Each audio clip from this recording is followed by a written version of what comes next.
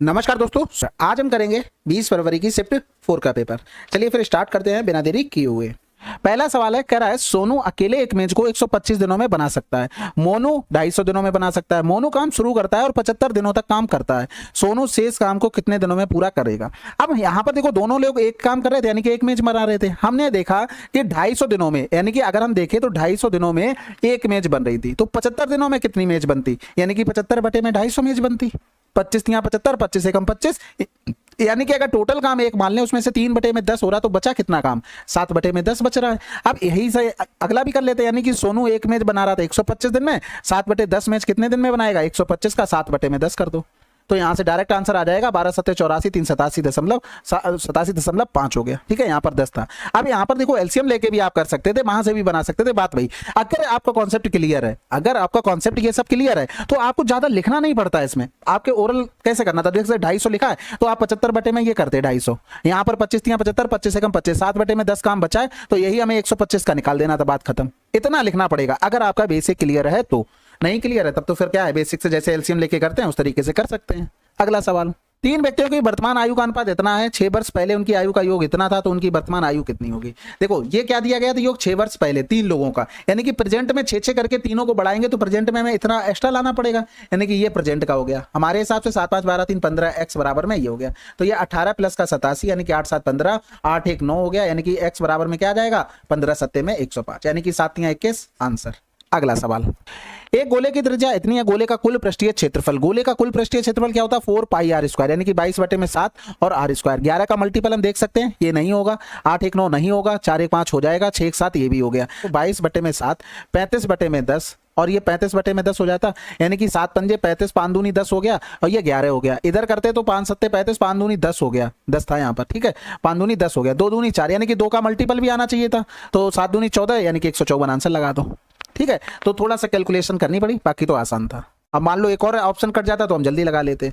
ये तो सिंप्लीफिकेशन है। देखो यूनिट डिजिट भी हम काम कर सकते हैं, बिल्कुल कर सकते हैं, क्योंकि सभी में अलग अलग है। तो 2 एकम 2, 2 एकम 2, 2 3 6। अब ये माइनस का है, ये गुणा में है, तो गुणा में 5 करेंगे, 5 3 15, 13 से 5 जाएगा या तो 8 आ जाएगा, या तो 5 से 3 जाएगा तो 2 आ जाएगा। दोनों में से एक हमें यूनिट डिजिट चाहिए। हो सकता है कि जो लास्ट वाला हमने टर्म निकाला वो बड़ा हो सकता है 443 बड़ा हो, तो दोनों कंडीशन में हमें या तो 8 चाहिए या तो 2 चाहिए यूनिट डिजिट। 8 तो है नहीं ऑप्शन में, आंसर लगा दो 122।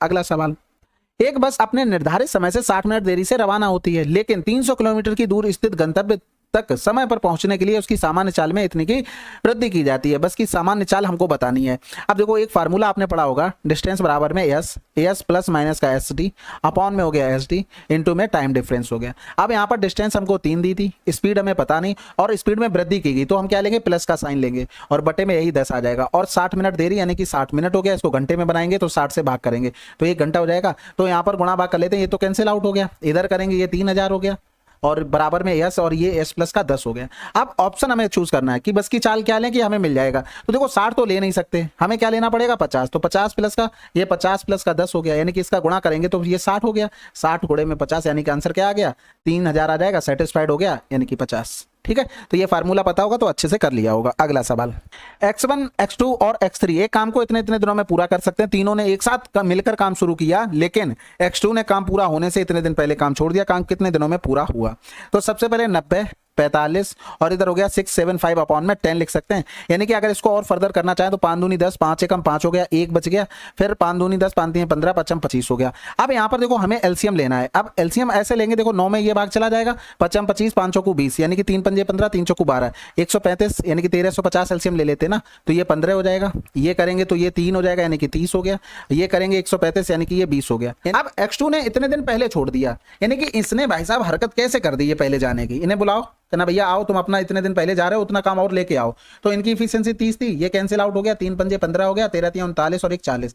ये काम इसमें और ऐड कर दो, यानी कि ये हो गया हमारे पास 5 और ये हो जाएगा 5, ये हो गया 4 3 7 1755। अब तीनों को मिलाकर काम करवा दो, यानी कि ये 5 हो गया, 3 1 4 2 6, 65 से भाग करवा दो, तो 13 पंजे 65 हो गया। इधर 13 एकम 13, 4 बच गया, 13 3 39, 13 पंजे 65, 5 दूनी 10, 5 सत्ते 35 आंसर। अगला सवाल, एक वस्तु का अंकित मूल्य इतने रुपए है, इसका विक्रय मूल्य इतने रुपए है, तो वस्तु पर छूट कितनी होगी। अब देखो यहाँ पर अगर कैलकुलेशन देखना चाहते हो तो थोड़ा सा डिफिकल्ट बन रहा है, लेकिन आप एक चीज देखो, ऑप्शन अगर हमने देखे तो यूनिट डिजिट अगर 0 को इग्नोर कर दें तो 3 4 5 और 2 आ रही, हम यहाँ से जल्दी कर सकते हैं। कैसे कर पाओगे, 10 से 8 गया तो 2 हो गया, 9 से 8 गया तो 1 हो गया, और 7 से 7 गया तो 0 हो गया, और फिर यहाँ पर बचा क्या 11, 11 से 7 गया तो 4 बच गया, बटे में 11800 इंटू में 100 हो जाएगा। अब 8 में किसका गुणा करें कि 12 मिल जाएगा, यानी कि 8 गुणे में अगर 3 करोगे तो ये 4 मिलेगा, नहीं होगा।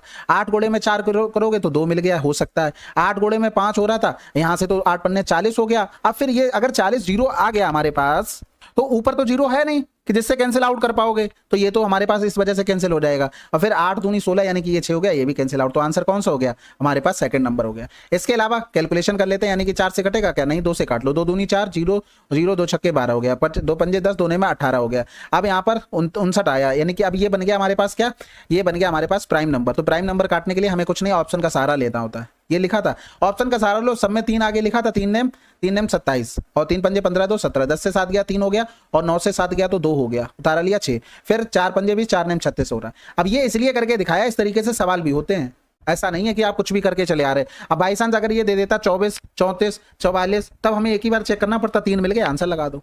ठीक है, अगला सवाल, यदि किसी ड्रेस का मूल्य 800 रुपए से घटकर 720 हो जाता है, ड्रेस के मूल्य में प्रतिशत कमी कितनी हुई, ये ओरल करना है। 80 यानी कि 10% आंसर। यहां से कितनी छूट हुई थी भाई, 80 रुपए हुई थी, तो ओरल आपको सोचना है कि ये 80 गया, 80 बटे में 800, बस खत्म। कहीं एक लिखा है ऑप्शन में, लगा दो, ज्यादा मेहनत नहीं करनी है। 13 विद्यार्थियों का औसत 130 थे, लेकिन बाद में यह पाया गया कि एक विद्यार्थी के अंक गलती से 32 के स्थान पर 23 दर्ज कर दिए गए थे, उनके अंक का सही औसत क्या है। अब ये तो बात कंफर्म हो गई कि एवरेज 130 से ज्यादा है, क्योंकि उसने 32 के स्थान पर 23 ले लिया था, यानी कि कितना कम ले लिया था, 9 कम ले लिया था। अब यही 130 में बढ़ जाएगा, लेकिन ये तो टोटल बढ़ रहा है, एक लोगों में कितना बढ़ेगा, तो बटे में ये हो जाएगा 13, पॉइंट लगाएंगे, 0 बढ़ाएंगे, 13 7 91 ज्यादा हो जाएगा, 13 6 78, यानी कि 130.6 समथिंग आ जाएगा आंसर। अगला सवाल, अंकित एक वस्तु को 10% की हानि पर बेचता है, यदि वह इसे 30% कम मूल्य पर खरीदता और इसे 26 रुपए कम में बेचता तो उसे 10% का लाभ होगा। वस्तु का क्रय मूल्य, देखो क्रय मूल्य मान लिया हमने 100, ठीक है, 10% की हानि पर बेचता, तो सेलिंग प्राइस हमारा कितना हो जाता, 90। कह रहा था इतने कम मूल्य पर खरीदा होता, यानी कि कम मूल्य पर अगर खरीदा होता तो ये कितना रह जाता, 70 रुपए, और 26 रुपए कम में बेचा होता, यानी कि ये तो सब परसेंटेज में चल रहा। यहाँ पर इनका डिफरेंस 26 है। कब डिफरेंस 26 है, जब इसका प्रॉफिट कितना है, 10% है, यानी कि 10% तो 110% निकालेंगे तो ये कितना बन गया, 77 बन गया। अब हमारे हिसाब से जो डिफरेंस है 90 और 70 का 20, 20 से 7 और कम कर देंगे, यानी कि 13 हो गया, 13 बराबर में 26 आ गया, और हमें क्या निकालना था, क्रय मूल्य, यानी कि 100 बराबर में कितना आ जाएगा, 200। अगला सवाल, what is the reminder when divided by 10। अब इससे आसान सवाल नहीं हो सकता भाई, 5 की पावर कुछ भी करते चले जाओ, 5 ही आनी यूनिट डिजिट, और 10 से डिवाइड करोगे तो यूनिट डिजिट क्या बचता है, जो लास्ट नंबर होगा, खत्म। अगला सवाल, पृथ्वी के पास नाशपाती और आड़ू इतने के अनुपात में हैं।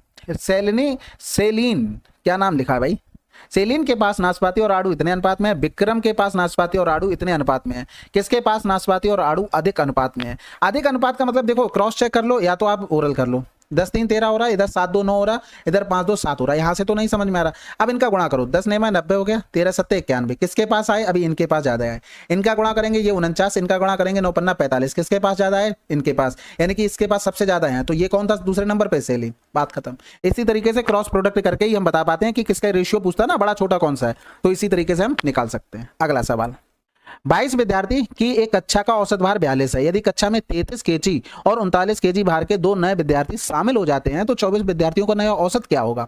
अब देखो 22 का तो 42 था, लेकिन 33 और 39 वाले आए, ये एवरेज से कम लेके आ रहे हैं। ये कितना कम लेके आ रहा है भैया, 9 कम लेके आ रहा है। ये भाई साहब कितना कम लेके आ रहा है, ये 3 कम लेके आ रहे हैं, यानी कि जो एवरेज है हमारा वो 42 से तो कम हो जाएगा। ये तो खत्म हो गया, ये भी खत्म हो गया ऑप्शन। अब 42 से कम कितना होगा, टोटल 9 3 12, टोटल एक लोगों में कितना होगा, लोग कितने हो गए, 22 पहले थे, 2 और हो गए, 24 हो गया, यानी कि 12 दूनी 24, 0.5 कम हो जाएगा, तो 42 माइनस का 0.5, यानी कि 42 से 1 घटाएंगे तो 39 हो जाएगा, सॉरी 41, 41.5 आंसर। ये तो बस प्रैक्टिस के ऊपर सवाल था। अगला सवाल, एक आदमी 1 रुपए में 35 आम खरीदता है, 1 रुपए में कितने आम बेचने पर उसे 30% की हानि होगी। अब देखो 1 रुपए में 35 आम खरीदता है, देखो हमने रुपए लिखा और आम लिखा, यहां पर क्या किया, 1 रुपए में 35 आम, ये तो कॉस्ट प्राइस हो गया। हमें 30% की हानि, यानी कि 30% हानि मतलब 70% में ये चीज बेचनी, और कितने में, 1 रुपए में कितने आम, तो 1 का ऊपर गुणा कर दो, 1 का नीचे गुणा कर देते हैं, ये चीज ध्यान रखना। तो हम यहाँ पर ऊपर वाले जो रुपए में पूछा है, तो यहाँ पर इसको नहीं छेड़ेंगे, बाकी कैलकुलेशन कर लो, कैंसिल आउट, 7 पंजे 35, यानी कि 1 रुपए में हमें 50 बेचने पड़ेंगे। नहीं समझ में आया होगा ना।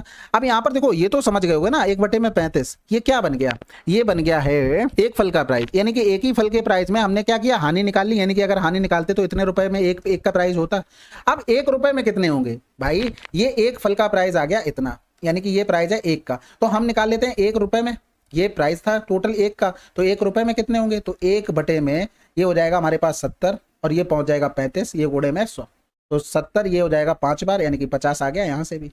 ठीक है, तो जैसे करना चाहो कर सकते हो। अगला सवाल, 2 वर्षों के लिए एक निश्चित ब्याज दर पर मूलधन और साधारण ब्याज और चक्रवृद्धि ब्याज इतना और इतने रुपए हैं, तो मूलधन कितना होगा। तो देखो 2 वर्ष की बात कर रहा था, 2 वर्ष में साधारण ब्याज तो हर साल बराबर होता है, यानी कि अगर हम देखें तो ये 2 छक्के 12 हो गया, 2 चौकू 8, 2 से डिवाइड कर रहे हैं, ठीक है 6400, दूसरी साल भी 6400 होगा। जो एक्स्ट्रा आया है ना वो यहाँ पर 6400 का कुछ परसेंट लगा होगा तभी एक्स्ट्रा आया, और आया कितना एक्स्ट्रा है यहाँ से देख लेते हैं, यानी कि 0 0 14 से 8 गया तो 6 हो गया, 3 से 2 गया 1, यानी कि ये 1600 एक्स्ट्रा मिला। ये 1600 एक्स्ट्रा आया कहाँ से, 6400 का x परसेंट या r परसेंट कर लो, 6400 का r परसेंट ये 1600 आया, कैंसिल आउट हो गया, 16 चौकू 64 यानी कि r बराबर कितना आ गया 25%। अब अगर हम मान लें कि प्रिंसिपल हमारे पास 100 है, रेट हमारे पास 25% है, टाइम हमारे पास 2 वर्ष है, तो अगर हम यहाँ पर सिंपल इंटरेस्ट निकालें, सिंपल इंटरेस्ट क्या हो जाएगा 50 रुपए, और इसी 50 का मान हमें दिया गया था 12800, ठीक है, हमें 100 बराबर निकालना था, यानी कि 2 गुना, तो 2 अट्ठे 16, 12 दूनी 24, 25 यानी कि आंसर आ गया। अगला सवाल, अब यहाँ पर 4 पंजे 20 हो गया, तो और 0 4 चौकू 16 हो गया, फिर करेंगे यहाँ पर देखो उसको गुणा कर सकते हैं, यानी कि 6 दूनी 12, 6 3 18, 19 हो गया, और ये हो गया 26 3 78। अब यहाँ पर जोड़ लेंगे तो 4 2 6 हो गया, और 9 हो गया, 6 हो गया, 78 घटा दो, 16 से 8 गया 8 हो गया, 8 से 7 गया तो 1 हो गया, 6 हो गया। अब यहाँ पर कुछ काम नहीं कर पाया तो बेसिक से कर लिया, जहाँ करेगा वहां तो हम लगा ही सकते ना। एक कुर्सी का अंकित मूल्य है उसके क्रय मूल्य से 20% अधिक है और 20 रुपए की छूट के बाद कुर्सी 220 रुपए में बेची जाती है, तो लाभ परसेंटेज बताइए। देखो क्रय मूल्य से 20% अधिक है, क्रय मूल्य 100 था, 20% अधिक 120 हो गया। अब 220 में बेची गई छूट देने के बाद, छूट किस पर दी जाती है, मार्क प्राइस पर, तो मार्क प्राइस होगा कितना, 220 प्लस का 20 होगा। हम नहीं छूट दे रहे भैया, हम कह रहे क्यों दें छूट हम तुमको, तुम कौन लगते हो हमारे, बस इसी का मान तो 240 था, और कह रहा था तो लाभ परसेंटेज बताना, तो यहाँ पर अगर 240 हो गया 12 दूनी तो ये 200 रुपया हो गया, यानी कि 200 पर, और 200 की चीज हम बेच कितने में रहे थे 220 में, तो प्रॉफिट कितने का हुआ 20 का, किस पर हुआ 200 पर, गुणे में 100 कर देंगे, यानी कि कहीं ना कहीं एक समथिंग लिखा होगा, आंसर लगा दो, क्योंकि 2 से 2 कट जाना है, आपके बिल्कुल जीरो दिमाग में नहीं रखना है, क्योंकि ऑप्शन नहीं चाहता आपसे। ठीक है, अगला सवाल, अब ये सवाल ये भी आसान है, देखो माइनस अगर अंदर चला जाएगा तो ये माइनस का हो जाएगा, ये प्लस का हो जाएगा, तो इनका डिफरेंस करेंगे तो ये 8 आ जाएगा, 8 से ये 8 बच गया, 4 से 2 गया तो 2 प्लस का 8 हो गया, यानी कि ये 36 हो गया, और डिवाइड बाई 12 यानी कि आंसर क्या आ गया 3। अगला सवाल, एक निश्चित धनराशि साधारण ब्याज की दर पर 10 वर्षों में स्वयं की 7 गुना हो जाती है, 20 वर्षों में समान साधारण ब्याज पर दर पर यह स्वयं की कितना गुना हो जाएगी। देखो 1 से 7 गुना हो गई, यानी कि हमको कितना ब्याज मिल गया भैया, 10 वर्षों में हमको 6 ब्याज मिला, भाई यहाँ से यहाँ कितना मिला 6 मिला। अब वो ये कह रहा था 20 वर्षों में साधारण ब्याज पर कितना गुना हो जाएगी, तो 20 से हमें कितना ब्याज मिलेगा 12 ब्याज मिलेगा, यानी कि 1 से यहाँ पर कितना पहुंच जाएगा 12 ब्याज मिलेगा, यानी कि 13 पहुंच जाएगा, कै गुना हो गई 13 गुना हो गई, आंसर लगा दो। अगला सवाल, विक्रम ने एक परीक्षा में 32% अंक प्राप्त किए और 15 अंकों से अनुत्तीर्ण हो गया, यदि वह 57% अंक प्राप्त करता है तो उसे उत्तीर्ण होने के लिए आवश्यक अंकों से 10 अंक अधिक मिलते हैं, परीक्षा में उत्तीर्ण होने के लिए कितने अंक होने चाहिए। देखो 32% उसे मिले, 15 से अनुत्तीर्ण हो गया, अगर इसे 15 और मिल जाते तो ये पास हो जाता। दूसरी कंडीशन में उसे 57% मिले और पास होने से उसे 10 अंक अधिक मिले, हम कह रहे से 10 कम मिल जाते तब भी ये पासिंग मार्क्स पे पहुंच जाता, ये भी पासिंग मार्क्स पे पहुंचा, ये भी पहुंच गया, यानी कि इन्हीं दोनों को बराबर कर दो, तो ये हो जाएगा हमारे पास 25 इधर आ जाएगा, 7 से 2 गया तो 5 हो गया, और 5 से 3 गया तो 2, यानी कि 25% बराबर ये हो गया। हम निकाल लेते हैं 32% बराबर, तो कितना आ जाएगा 32। अब ये 32 नंबर आ गए, लेकिन इसमें 15 से फेल भी हो रहा था, यानी कि 15 जोड़ देंगे, यानी कि 47 नंबर वो लेके आएगा तो वो पास हो जाएगा। ठीक है, बहुत आसान था।